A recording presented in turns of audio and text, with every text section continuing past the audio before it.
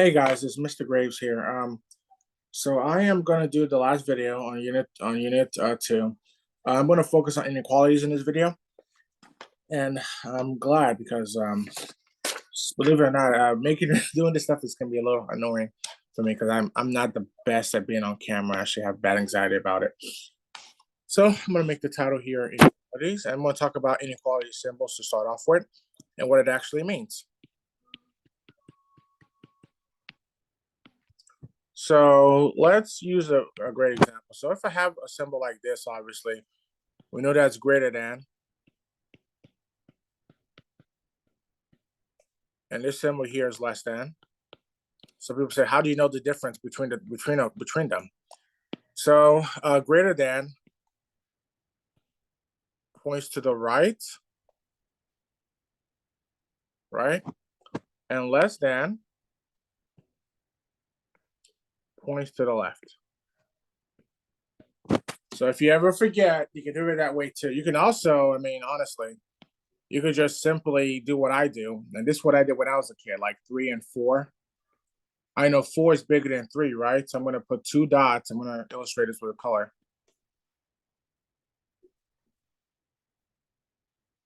I'm going to put 2 dots next to the 4 because it's bigger, and 1 dot next to the 3 because it's smaller, and I just connect them. So you can see 3 is less than 4.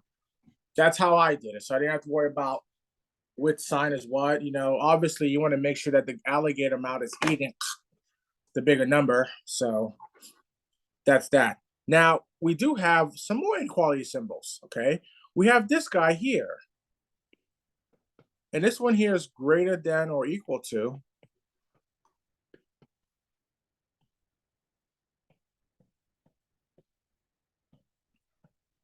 Equal to, so you're going to ask, well, why is it greater than or equal to? Because now we're doing this symbol. And this symbol is the equal to symbol. Get it? It's still greater than because it's still pointing to the right. But because it has the line under it, it's going to be equal to. Likewise, it works the other way too.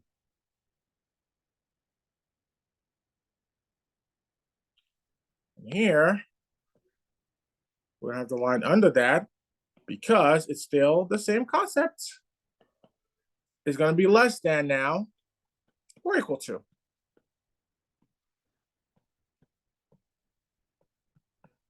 Get it? And of course, it has the same little symbol that makes it equal to. Okay? So now, I'm going to show you how this affects when we graph it on the number line. So let me go to a new page here.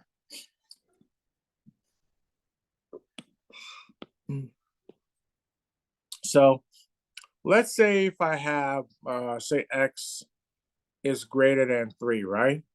So you need to look at the symbol. We know it's pointing to the right. So we shade right. And because there's no line under it, it's going to have an open circle. So illustrating it, right, here is the number 3. Here's my number line, right? So we're saying everything that does not include 3 is greater than 3, right? So you say 3, 4, 5, and so forth. Going to make sure I put my open circle, and then I'm going to color everything to the right. That's easy, right? Easy to understand. Oh no. Okay, I'm not trying to pan it. Oh, perfect. Oh, why well, I could do that? That's so cool. Okay, now let's say x is less than 3, right? So again, I'm going to put the number line like I had before. I'm going to have 3 now, but because it's less than, we're going to be shading everything to the left. So we're going to be going to the left. So we shade left. And because there's no line under it, we're going to have an open circle.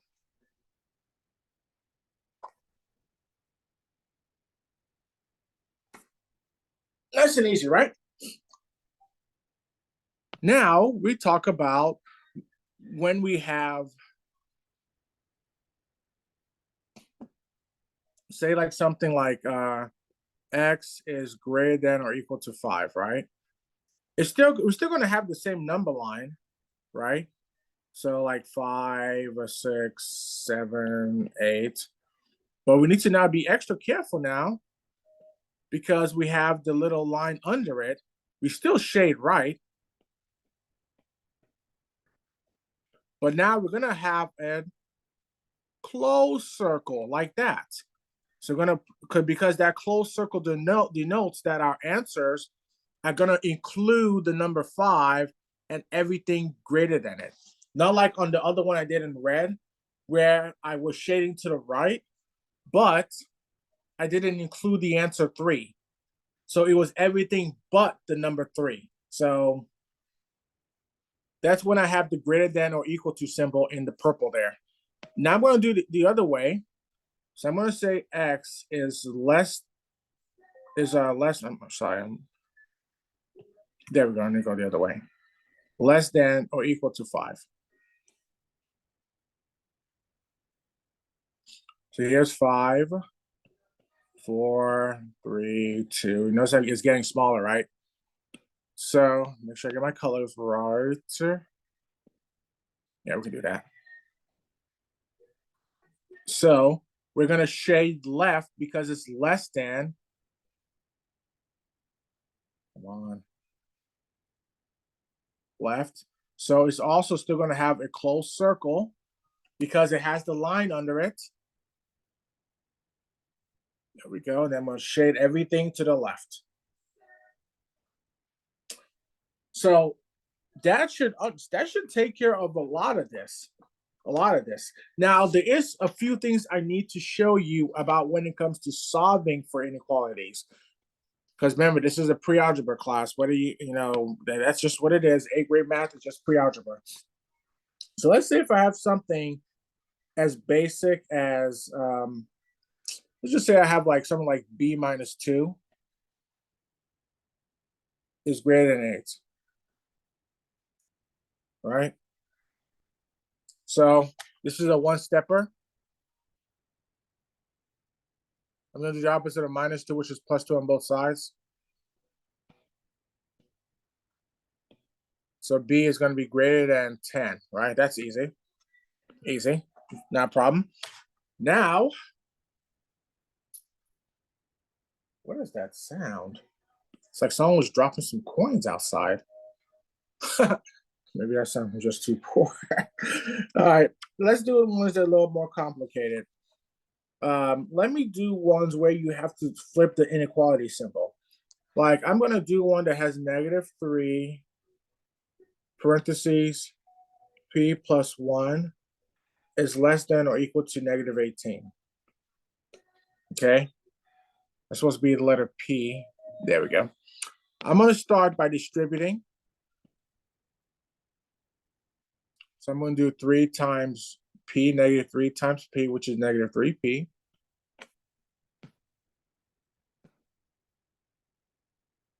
And then I'm going to do -3 times 1, which is also -3. So I'm going to have -3P minus 3 is less than or equal to -18. Now I'm going to focus on the -3, right? I'm going to do this inverse. So the inverse of -3 is +3. But what I do to one side, I do the same to the other side. It's a terrible song, by the way. They're just playing in the background. And -3, no, so -18 plus 3 is -15. Now here's where we need to pay very good attention. Because I am going to divide by a -3 on both sides, or a negative number in this case, I got to take this guy and I have to flip the inequality sign or symbol.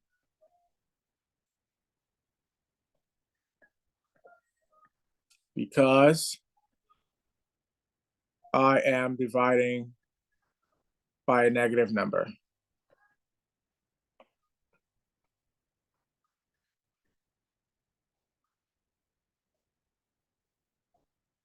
So when I do that, This goes away. And now P is going to be greater than or equal to negative 15 divided by negative 3, which is 5. Now, the big question, of course, is why do we flip the inequality symbol? Why do we even have to bother doing that? Well, here's why we have to do it.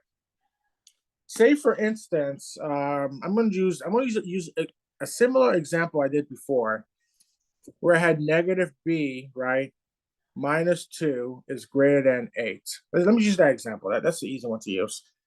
Okay, so I taught you guys before. I don't know what the heck that is.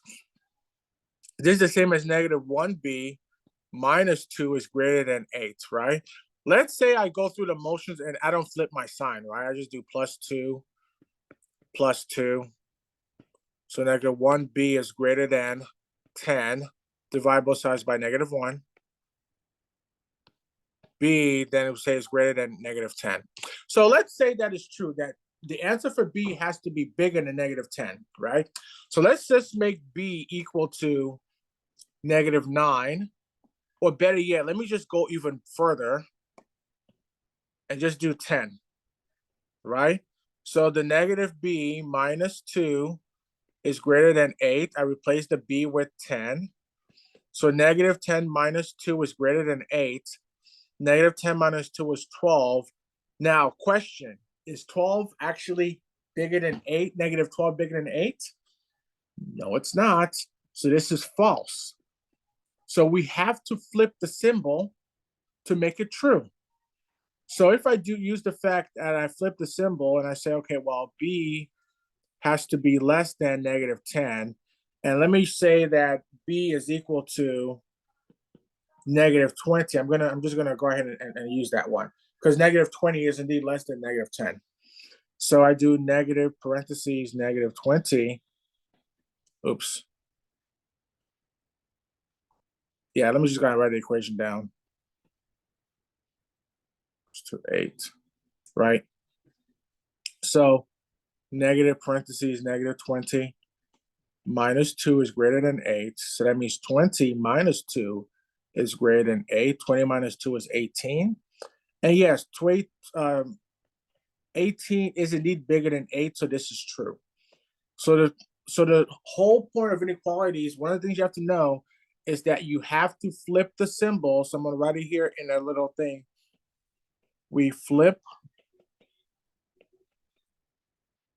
the symbol to make it true. If we don't flip the symbol, it's not going to be true. So that's the thing you have to know about inequality. I'm going to stop here. I think that was basically all I really wanted to do with that. Make sure you guys understood about inequality symbols. It's only so much I could do in the unit. I'm going to be working on the Unit 3 videos maybe this weekend, definitely on Tuesday for sure. It just depends on how many clients I have to tutor. But you guys take care, all right? Remember, after tutorials 8 to 5 o'clock, Monday through Thursday. And you guys can just book my session through the actual through the class landing page. I have a link there for you guys to book. Okay, I'll see you guys in our live sessions. Bye.